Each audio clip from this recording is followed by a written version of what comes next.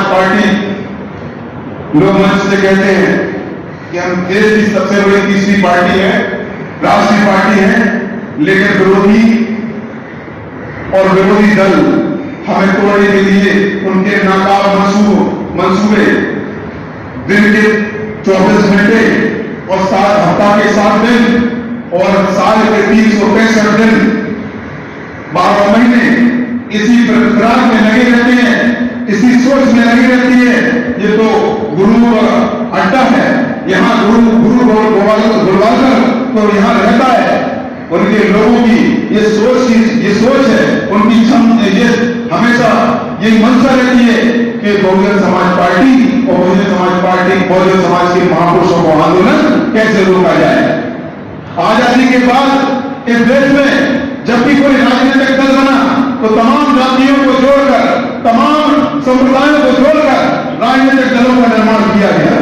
लेकिन जब इस देश में आरएसएस के हाथ में सत्ता आई, आरएसएस के हाथ में बागडोर आई, भारतीय जनता पार्टी के हाथ में बागडोर आई, तो इन्होंने जिनको हमने जातियों में जोड़ा था, जिनको 6543 जातियों में हमारे मानव कांशीराम ने जोड़ा था, उन जातियों को तोड़कर, क्योंकि कांशीराम कहा करते थे कि जो जाति बिखरी हुई जाति है कभी इस देश की शासक जमात कौम नहीं बन सकती, शासक जमात कौम नहीं बन सकती। इसीलिए मानव कांशीराम साहब ने 6543 जातियों को जोड़कर बहुजन समाज बनाया था। और आरएसएस उस एजेंडे को आगे बढ़ाने के लिए, तुम्हारी बात को खंडन करने के लिए, तुम्हारी बात को खत्म करने के लिए, तुम्हारे महापुरुषों को आंदोलन खत्म करने के लिए आरएसएस बीजेपी के माध्यम से इस देश में जातियों की पार्टी को बनाने में सफल हो रही है। जब महाराष्ट्र में पूरे भारत की ओर जब हम महाराष्ट्र को देखते हैं तो महाराष्ट्र में 6 आरपीआई मुख्य रूप से 6 आरपीआई इस महाराष्ट्र में पाई जाती है।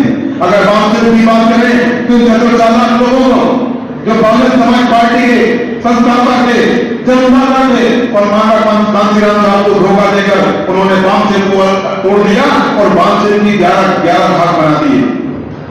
मैं गलत तो नहीं कह रहा हूं, मेरे पास कोई गलत आंकड़े तो नहीं है। अगर मेरे पास कोई गलत आंकड़े हो तो आप मुझे टोक भी सकते हैं। साथियों, उत्तर प्रदेश की ओर जब देखो भी पूरे देश में सबसे ज्यादा बहुजन मूवमेंट के लिए, बहुजन समाज पार्टी के लिए अगर कोई बटाई एरिया है, अगर कोई अर्बन माटी है, अगर कोई उर्वरक क्षमता देने वाले यूनिट है तो उत्तर प्रदेश है। साथियों, उत्तर प्रदेश में बहुजन समाज पार्टी की 4 साल पर सरकार बनी, लेकिन महाराष्ट्र का जो आंदोलन है, महापुरुषों का संघर्ष है, जीवन आंदोलन है, वो महाराष्ट्र के लोग नहीं समझ पाए।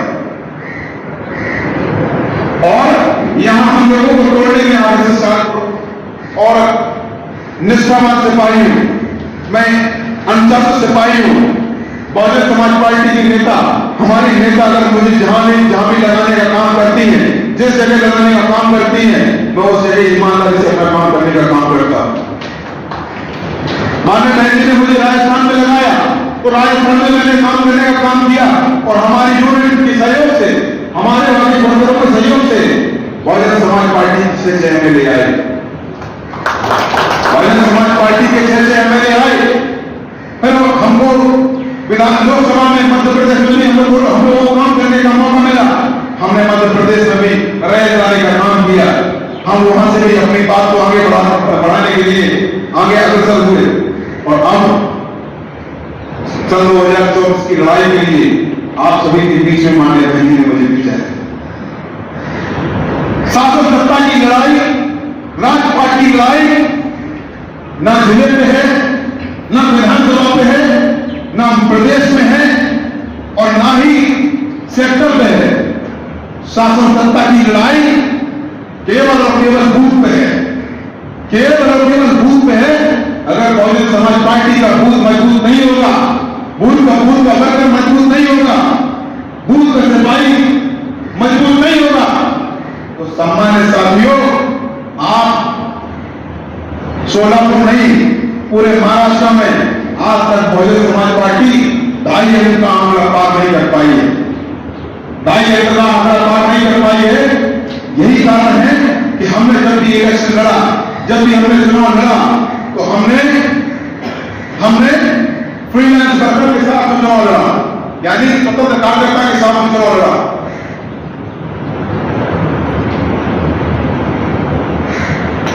लेकिन अब मेरी आदत थोड़ा अलग टाइप की है, मैं अलग टाइप का व्यक्ति हूं, सकारात्मक सोच का व्यक्ति हूं। मैं कभी जमीन को खोदने की बात नहीं करता हूं, क्योंकि जब हम पढ़ा लेकर जमीन को खोदेंगे तो खोदते खोदते हमें केवल अवशेष प्राप्त होंगे।